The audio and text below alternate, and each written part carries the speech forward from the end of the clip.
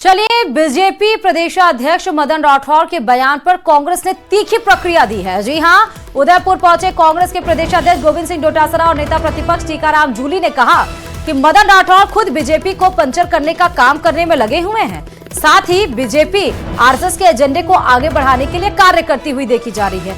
यही नहीं, डोटासरा ने प्रदेश सरकार पर भी जमकर निशाना साधा और प्रदेश में ब्यूरोक्रेसी को हावी बताते हुए परिसीमन के लिए बनाई गई कमेटी को भी गैर कानूनी बता दिया। तो प्रदेशाध्यक्ष मदन राठौर के दिए गए बयान पर कांग्रेस का पलटवार। तो मदन राठौर जी तो खुद बीजेपी को पंचर करने वाले हैं। मदन राठौर जी का कोई 6 महीने में 8 महीने में कोई बीजेपी को आगे ले जाने का कोई विजन देखा? मुख्यमंत्री जी और खुद खड़े हो गए अपनी छत के ऊपर एक बीजेपी का झंडा फहरा रहे हैं। अरे भाई, क्या कर रहे हैं? वैसे ये नोटंकी करने वाले लोग हैं, इनका कोई विजन नहीं है। मुस्लिम समुदाय, हमारे जो भारत का संविधान है उसमें 36 कौमों के लोग हैं, सबको साथ लेकर के उनका विकास हुआ है। अनेकों योजनाएं भारत सरकार में जब रही है तब रही है। तो ये तो अभी आए हैं, तो पहले भी तो वाजपेयी जी भी तो आए थे। मैं ये कहना चाहूंगा, ये सरकार जब से बनी है, जो इश्यूज हैं, जो मुद्दे हैं जिन पे लोग चुन के आए थे, चाहे वो हरियाणा गुजरात के बराबर डीजल पेट्रोल करने की बात हो, चाहे गेहूं का समर्थन मूल्य 2700 रुपए करने की बात हो, चाहे किसानों को 12,000 किसान सम्मान निधि देने की बात हो, चाहे इन लोगों के द्वारा बाजरे की खरीद की बात हो, ये सारे मैं 4 ही पॉइंट बता रहा हूँ, ये पूरे कोई नहीं कर पाए। इनकी हालत ये होगी। और चलिए, अब आज जयपुर से बड़ी खबर की भी करते हैं, जहां आज सीएम हेल्थ मिशन की शुरुआत करेंगे।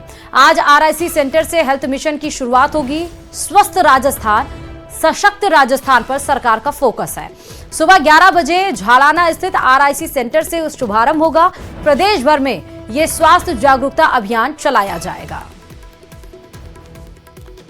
लंबे अंतराल के बाद प्रदेश के युवाओं की उम्मीदों के साथ खिलवाड़ करने वाले पेपर लीक के घोटालेबाजों पर फिर से साइक्लोनर टीम की पैनी निगाहें पड़ी हैं। इस बार साइक्लोनर ने ऑपरेशन तर्पण चलाते हुए उप निरीक्षक भर्ती घोटाले के मुख्य सूत्रधार पति पत्नी को एक ही समय पर गोवा और जोधपुर से शानदार पेशेवर अंदाज में गिरफ्तार किया। और इसी पर देखिए यह रिपोर्ट।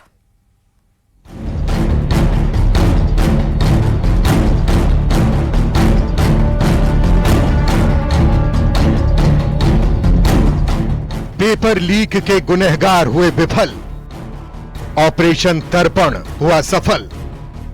क्या नाम है? क्या नाम है? मोहनलाल। कहाँ के रहने वाला है? कहाँ के रहने वाले?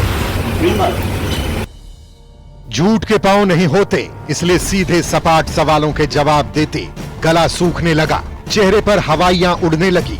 कुछ ही देर में पोल खुल गई। नाम और पहचान बदलकर कानून को गच्चा देने की तरकीब काम नहीं आई।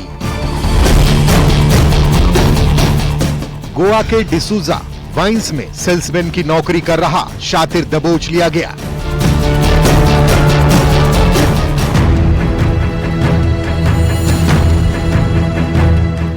अब दूसरी तस्वीर देखिए।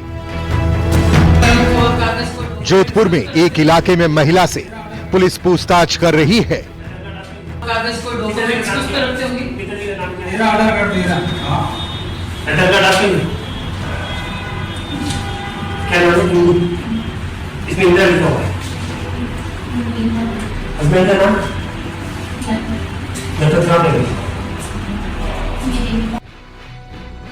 यहां भी पुलिस की पूछताछ में महिला की पोल खुल गई।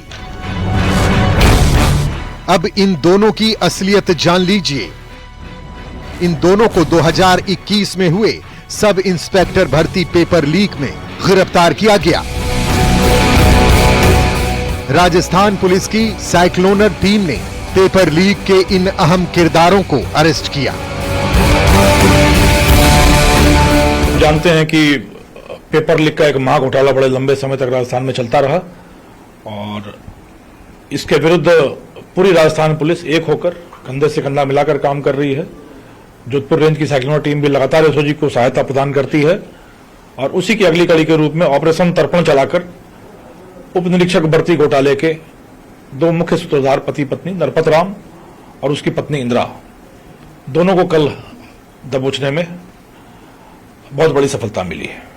विडंबना यह रही कि दोनों पति पत्नी ने आंखों में अपराध का सुरमा डाला और पुलिस में भर्ती के सपने देखे। वो सपने तो चकनाचूर हुआ ही, और एक दूसरे का भविष्य रोशन करने की इस कोशिश में दोनों ने एक साथ दोनों का ही भविष्य मिटियामेट कर लिया।